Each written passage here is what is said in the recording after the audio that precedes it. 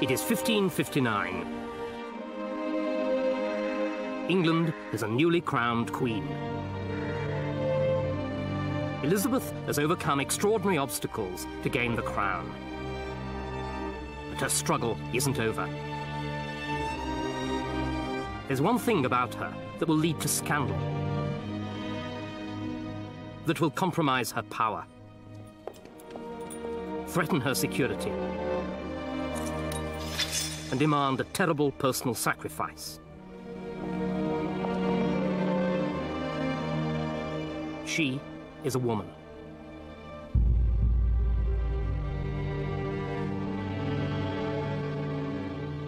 Elizabeth inherited a part that was traditionally played by two people, king and queen, male and female.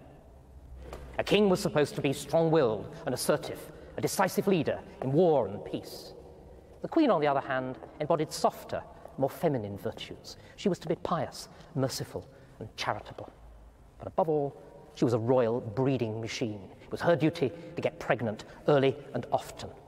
So for Elizabeth to succeed, she had to do something extraordinary, unnatural even.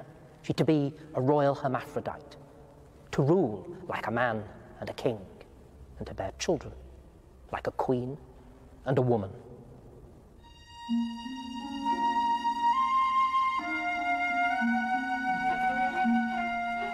Elizabeth would have to fight to survive, and in a man's world, she would need men to help her do it. Her first task as queen was to establish her own court, her council, who would be in charge of the everyday running of the country, and her household staff, who would look after her. The old regime was Catholic. The new was largely Protestant, though a few favoured Catholics survived. Some councillors were old hands who had served under her father. But the top job went to a younger man, William Cecil, who became her Secretary of State. He was 38, serious, brilliant, with an instinctive grasp of politics and a fierce loyalty to the Queen. In a flamboyant age, he dressed in black, and he rode a mule because it was modest and good for his gout. There were also surprises in the new household. As Master of the Horse, the man responsible for the Queen's safety, Elizabeth appointed the son of a traitor duke. Robert Dudley's father had been executed for his treachery, and the family remained tainted by the crime. Known disparagingly as the Gypsy because of his dark looks, charm, and cunning, Dudley's appointment raised more than a few eyebrows at court.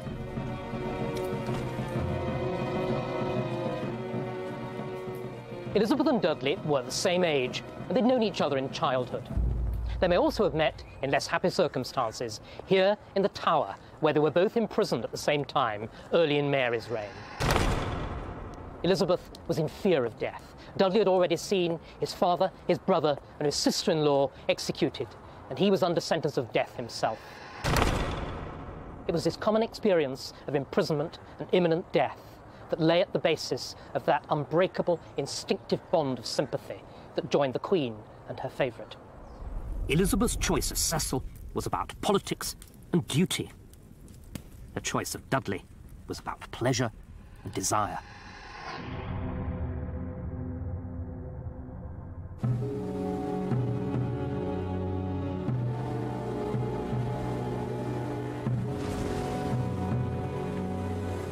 Elizabeth had inherited from her sister Mary a nation that was bankrupt, militarily weak, and hemmed in by enemies. In the parlance of the time, the country was a bone between two dogs, France and Spain. England needed friends. The obvious way to achieve it was an alliance through marriage. The Queen must marry, and soon.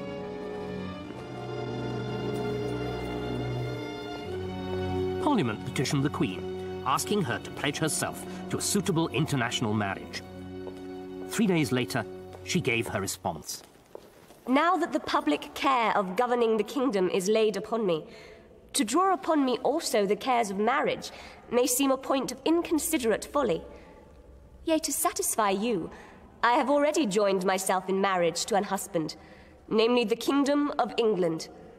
And for me it shall be a full satisfaction, if, when I shall let my last breath, it may be engraven upon my marble tomb, "Here lieth Elizabeth, which reigned a virgin and died a virgin."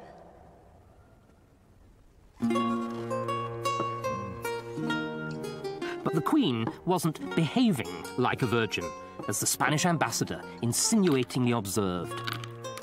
During the last few days, Lord Robert has come so much into favour that he does whatever he likes with affairs. And it is even said that Her Majesty visits him in his chamber day and night.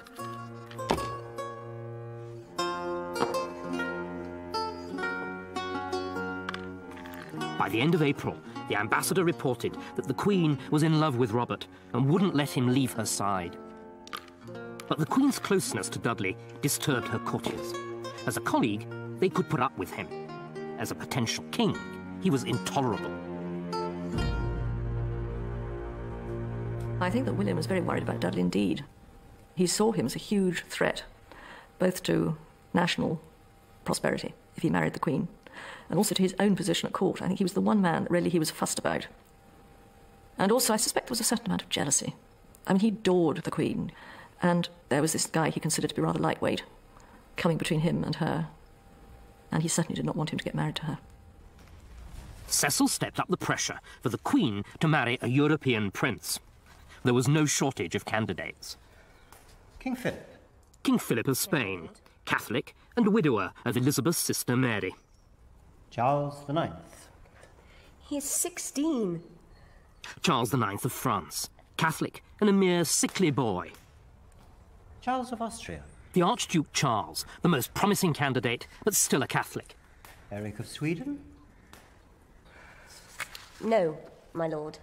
Elizabeth was playing hard to get, for reasons that were political as well as personal.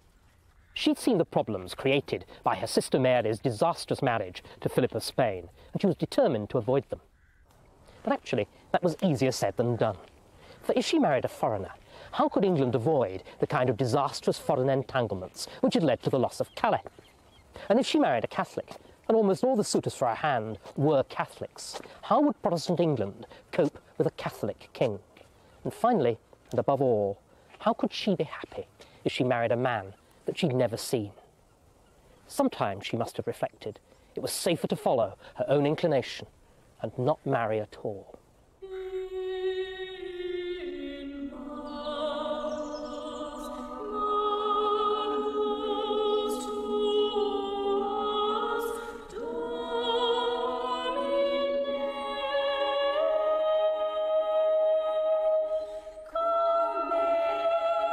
Elizabeth faced her second major challenge. She was a Protestant queen in a country that was still officially Catholic. Her sister Mary had stamped Catholicism on England with extraordinary violence, burning at the stake over 300 Protestant men, women and children. Elizabeth had finally got Parliament to agree to restore Protestantism in England. Mary's Catholic bishops had fought her all the way, and when they were ordered to swear an oath accepting the Queen as head of the new church, all but one of them refused. Her response was swift.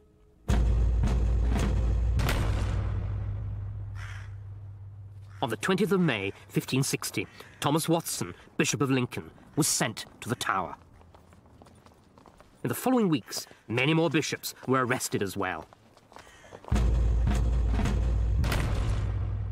As well as the ex-bishops, the surviving Catholic members of Mary's council were also arrested. But Elizabeth, unlike her sister Mary, didn't try to force them to convert. It wasn't her business, she said, to make windows into men's souls. Because Elizabeth was subtler. She insisted only on outward conformity. They had to acknowledge her supremacy, and they were allowed to celebrate Mass only privately. The result deprived Catholicism of the publicity of martyrdom. Instead, it reduced it to something furtive. To be allowed, Elizabeth hoped, slowly to wither away.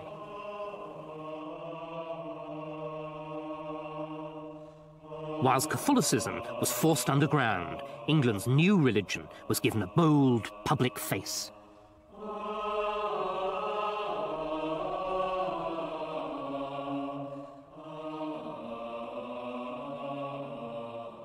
This is the Rood screen. Rood means cross, and originally an image of Christ hanging on the cross stood in the centre of the screen, with the Virgin Mary on one side and St. John on the other. Under Elizabeth, these images were torn down because they were seen as being idolatrous, and they were replaced instead with this painted, gigantic version of the royal arms. Queen Elizabeth, the arms say, is God's direct representative here on earth. Church and state are one. And when the congregation knelt to pray, they worshipped not only God, but also the English nation as embodied in its Virgin Queen.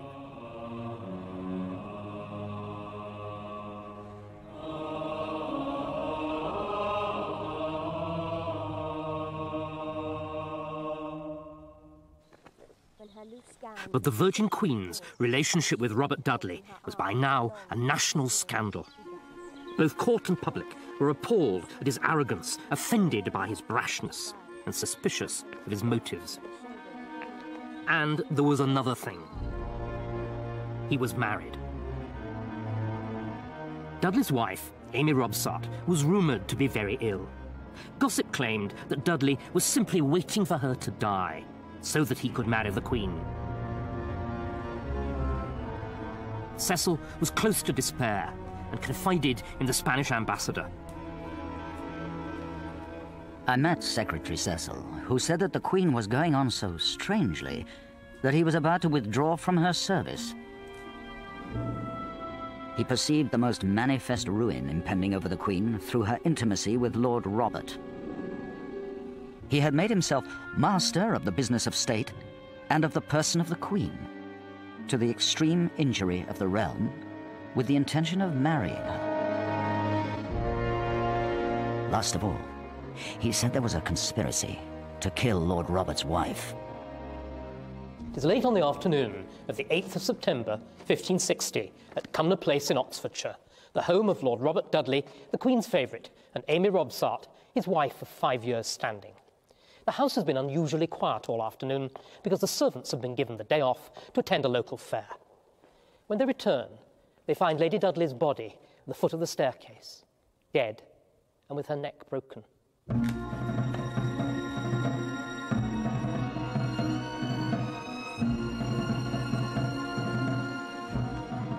Dudley's first reaction, fear for his reputation. He was right to fear. A major scandal erupts at court. Queen's favourite murder's wife to clear way to Queen's bed. Elizabeth, fearful for her reputation. She couldn't allow the scandal to besmirch her. Reluctantly, she banishes Dudley from court. The inquest exonerated Dudley by returning a verdict of accidental death. But his enemies were confident that his reputation was beyond repair, that he would never recover his all-too-intimate relationship with the Queen.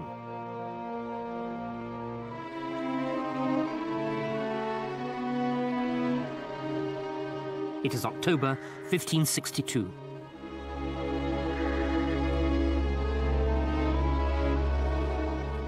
Queen Elizabeth has lain unconscious in a coma for the last 24 hours. Her physicians have diagnosed smallpox, and she's not expected to live.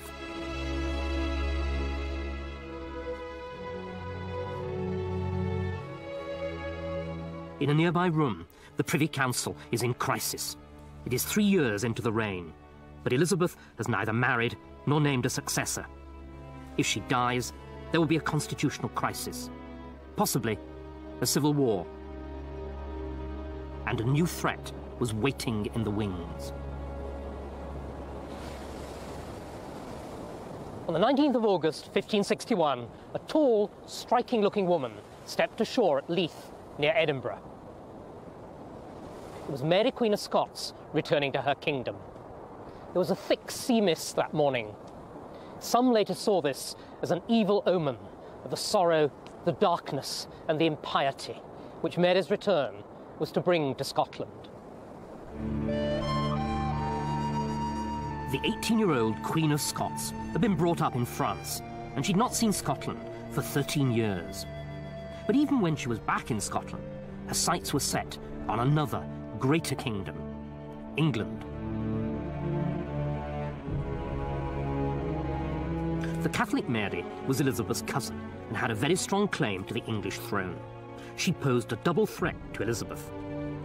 Protestantism was only recently established and still vulnerable, and with Elizabeth unmarried, childless, and in poor health, the succession was dangerously open.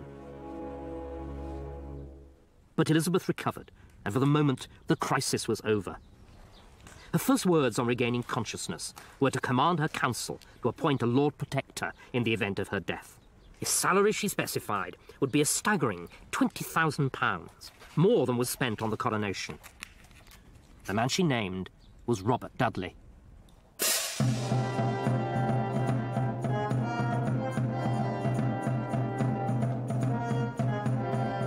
The scandal of his wife's death had died away, and Dudley's reputation had recovered. Now he was back in favour in spectacular style. Only 3 months after her illness, Elizabeth faced a fresh ordeal. Parliament had been summoned for January 1563, and everybody knew that a reluctant queen would be forced once more to confront the issue of the succession. The Parliament was opened with a sermon preached in Westminster Abbey by Alexander Noel, the Dean of St. Paul's. And Noel put into words what most people only dared think. All the Queen's most noble ancestors have commonly had some issue to succeed them, but Her Majesty yet none. The want of your marriage and issue is likely to prove a plague. If your parents had been of your mind, where had you been then? Alack, what shall become of us? Now, I reckon that's pretty straight talking. It was a very small part of the sermon, but this, if you like, was almost before a state opening of Parliament. Now, I don't know if Dean Noel had been put up to it by Elizabeth's political advisers, or whether he was just speaking for himself.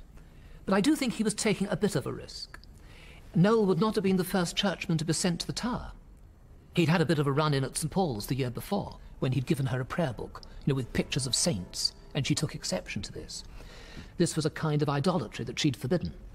So he was playing with fire a bit, but clearly he was prepared to nail his colours to this particular mast. Noel's tough words set the tone for the Parliament. But again, the Queen hedged and obfuscated.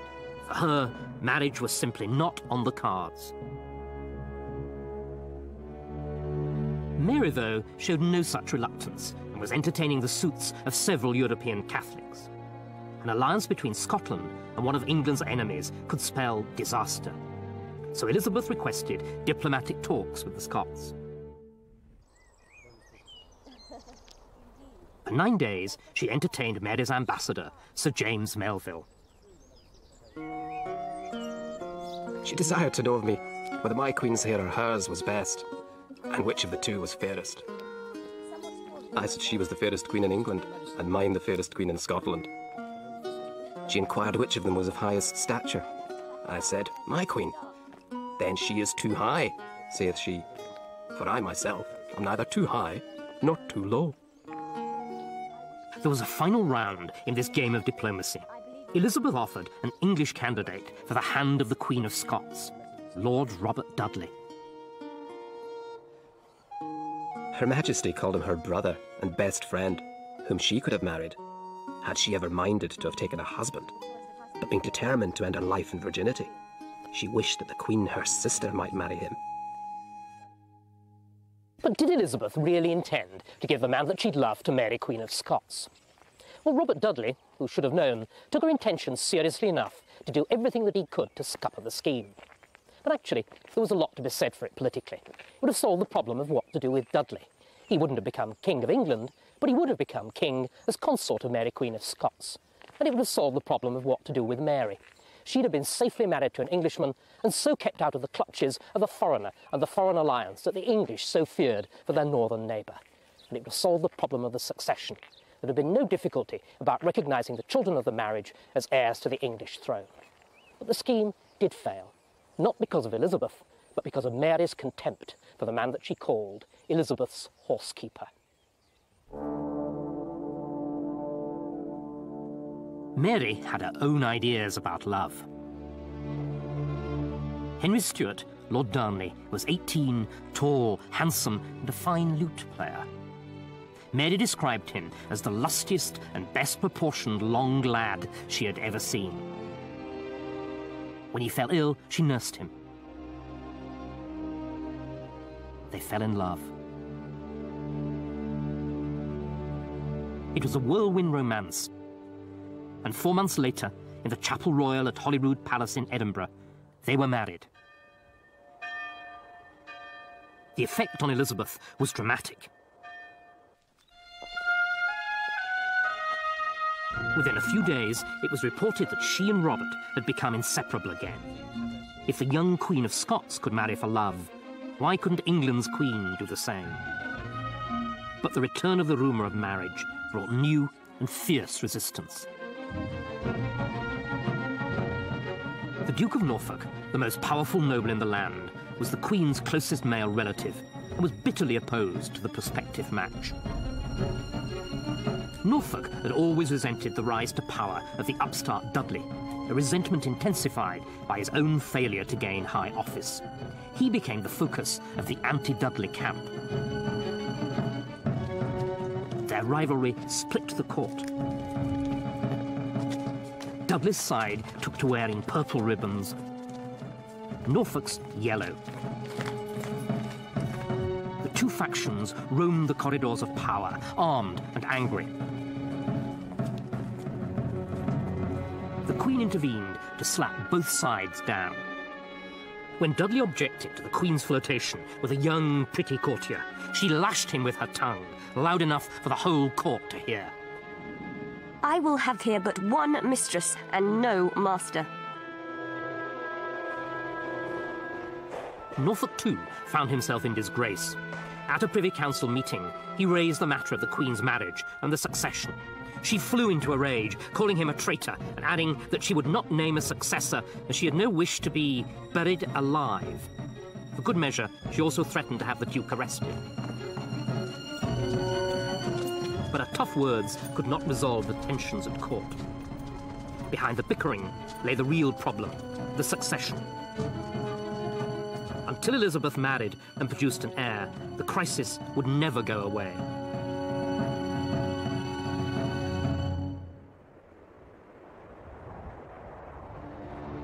While Elizabeth fought to hold the men of her court together, Mary enjoyed a female triumph. On the 19th of June, 1566, in a tiny room in the castle at Edinburgh, Mary fulfilled her duty as a woman and as a queen. She had a child. Her labour was long and hard, but the baby was healthy, and it was a boy. They christened him James. Scotland now had an heir, and Mary, Queen of Scots, a son. When the English ambassador saw the baby a few days later, he reported that he was likely to prove a goodly prince.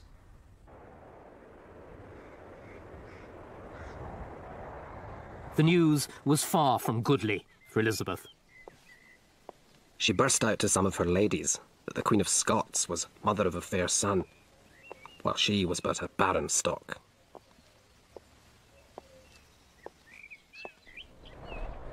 But Mary's triumph did not last. The initial euphoria of marriage had faded as Darnley's true nature emerged. He was violent, an arrogant drunk, a lout with all the makings of a psychopath.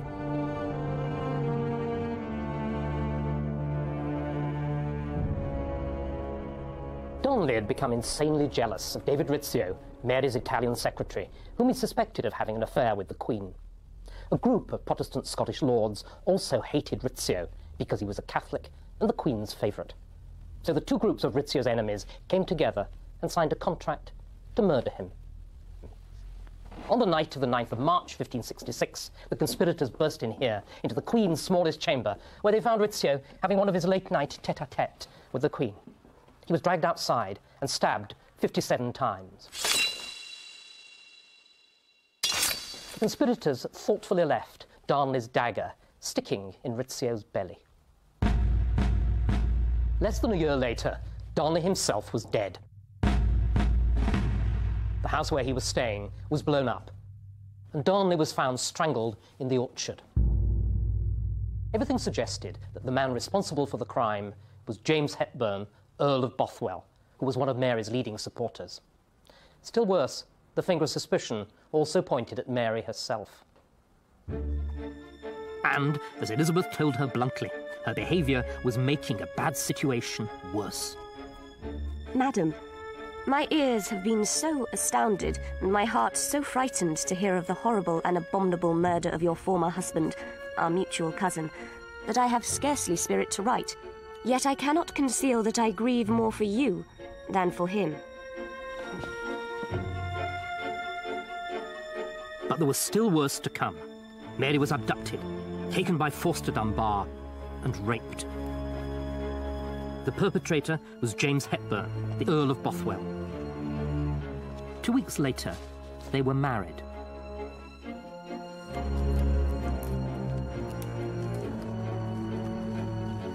Madam, how could a worse choice be made for your honour than in such haste to marry a subject who, besides other notorious lacks, public fame has charged with the murder of your late husband? Within a few weeks, Mary paid a terrible price for her folly. A large party of the Scottish nobility rose up in arms against their scandalous queen. The two sides joined in battle, but Mary's troops melted away without striking a blow. Even her husband, Bothwell, negotiated a safe conduct for himself from the field of battle. Mary was defeated and abandoned.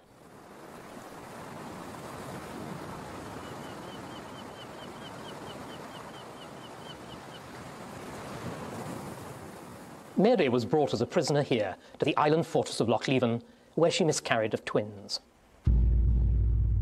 Then, broken in body and mind, and under the immediate threat of physical force, she was compelled to abdicate in favour of her one-year-old son, James. She was never to see him again. Mary had married unwisely, for love and for lust, and as a consequence, she had lost her crown, her son, and her liberty. Perhaps, after all, there was wisdom in living and ruling alone.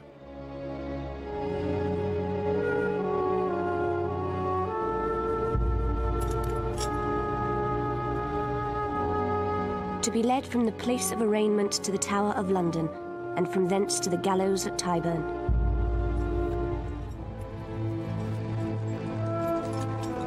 And there to be hanged, and being half dead to be cut down, and the bowels to be taken out of the belly and thrown into the fire.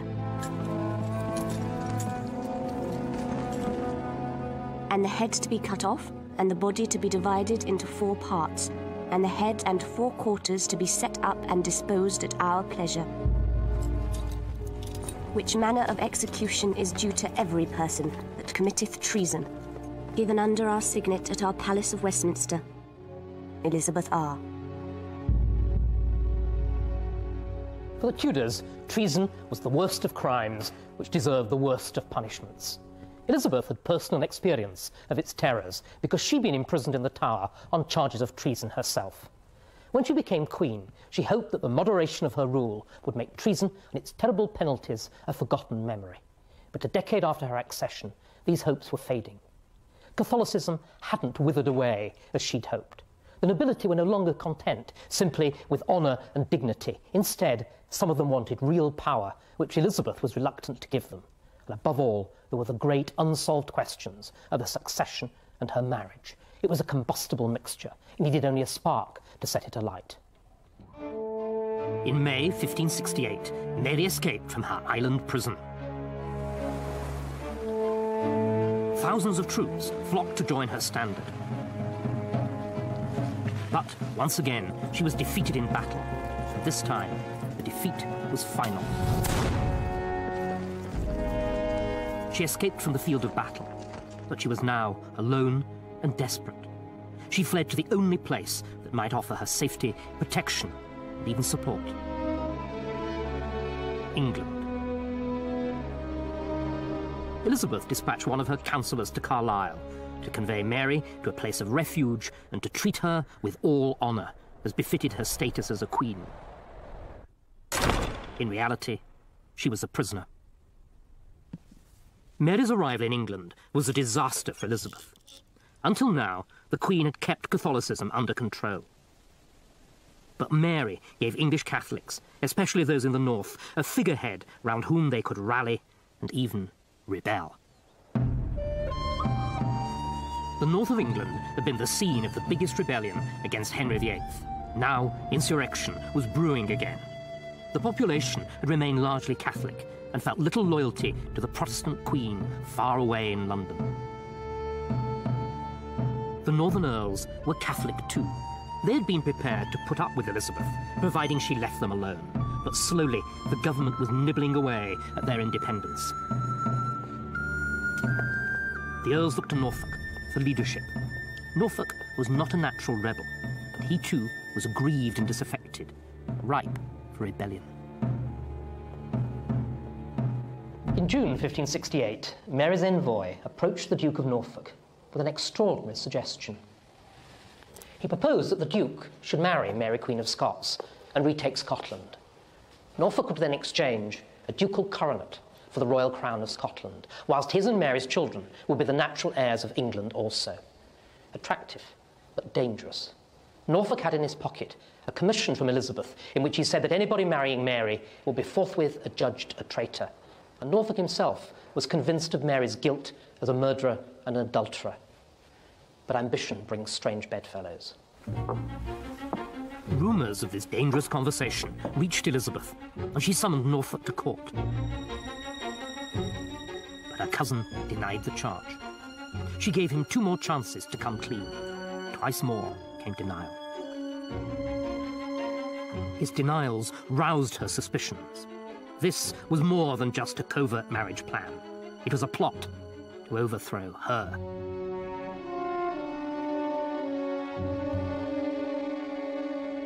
Norfolk suddenly left the Queen's summer progress and returned here to the Charterhouse, his London residence.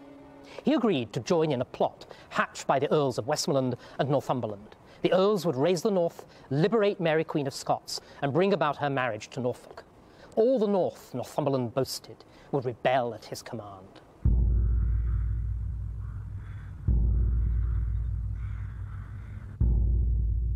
Thomas Percy, the Earl of Northumberland, had his own reasons for rebellion. It was partly about religion.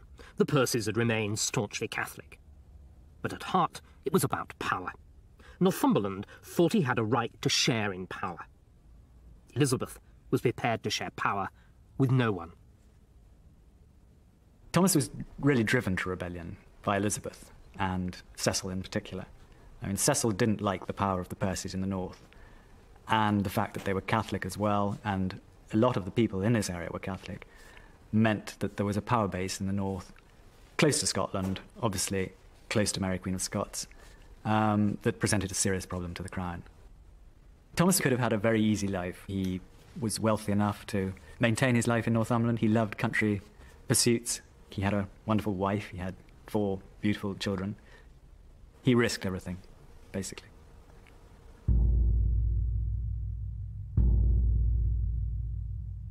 But the risk was too much for Norfolk. He wrote to Northumberland, begging him to cancel the rising. But it was too late. Midnight, on November the 9th, 1569, churches all over the north rang their bells backwards as a signal for the rebellion to begin.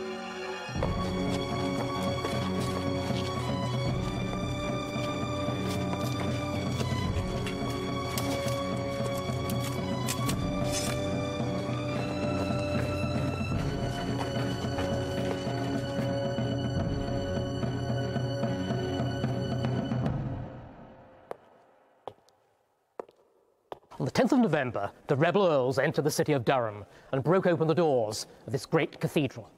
And here they performed an act of calculated defiance. They tore up and burned the Protestant Bibles and prayer books, the symbols of the new religion. And they celebrated the central mystery of the old by attending a Catholic mass. They had crosses on their armor, and they carried the badge and the banner of the 5 wounds of Christ. It looked like a holy war, a crusade.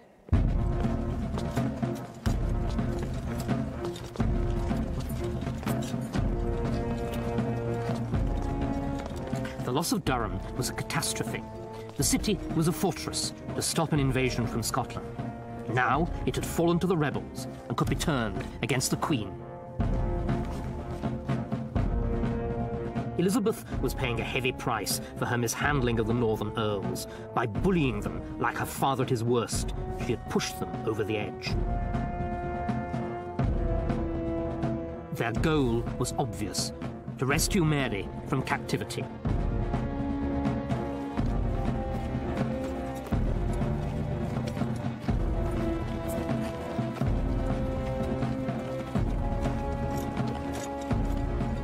Mary was imprisoned at Tutbury in Staffordshire.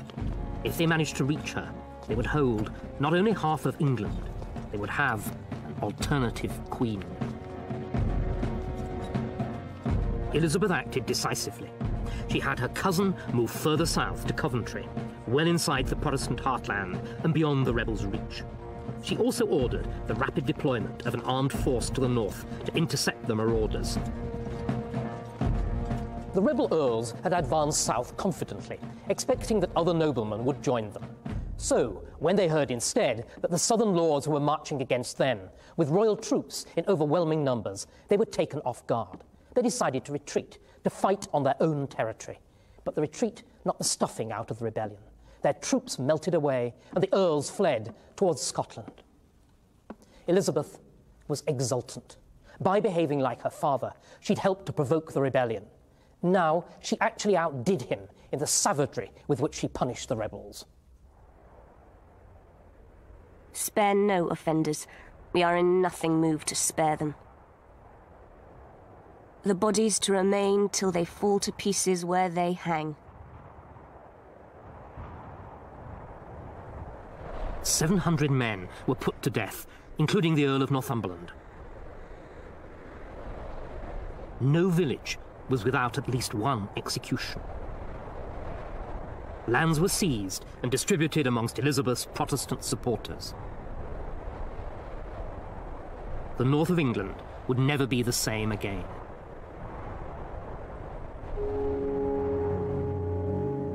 Norfolk was arrested, but there wasn't enough evidence to execute him for treason. But, whilst under house arrest, he became involved in a new plot masterminded by the Italian banker Ridolfi.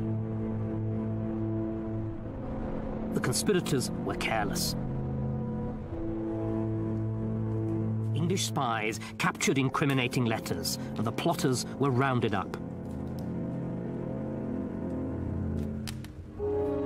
It was more than enough to seal Norfolk's fate.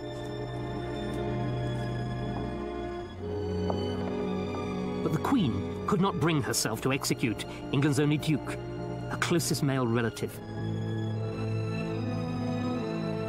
3 times she signed the execution warrant. 3 times she called it back and destroyed it. For 5 months, she procrastinated. She was staving off the inevitable. Thomas, Duke of Norfolk, late of Kenninghall in the county of Norfolk, was this day arraigned he should be led from the place of arraignment to the Tower of London, and from thence should be drawn, and his body to be divided into 4 parts, and his head and 4 quarters to be set up and disposed, and his head to be cut off, and his body to be divided into every person that committeth treason.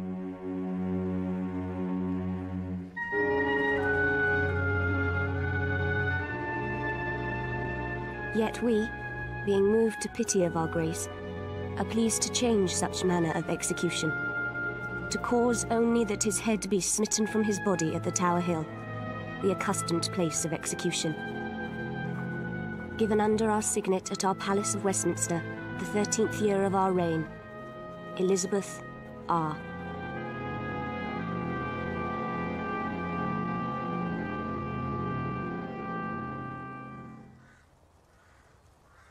On the morning of the 2nd of June, 1572, Norfolk was led to the scaffold.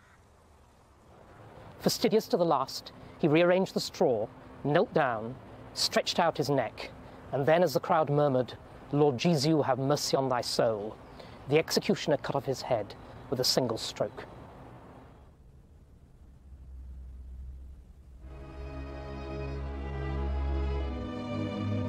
Elizabeth had reigned for 14 years.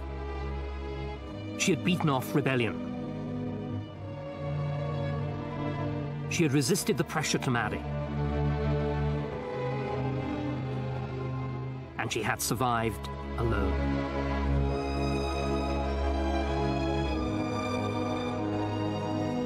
But Mary and religion had divided her country, and her Catholic enemies abroad were marshalling their forces. Elizabeth and her Protestant people would be plunged into war.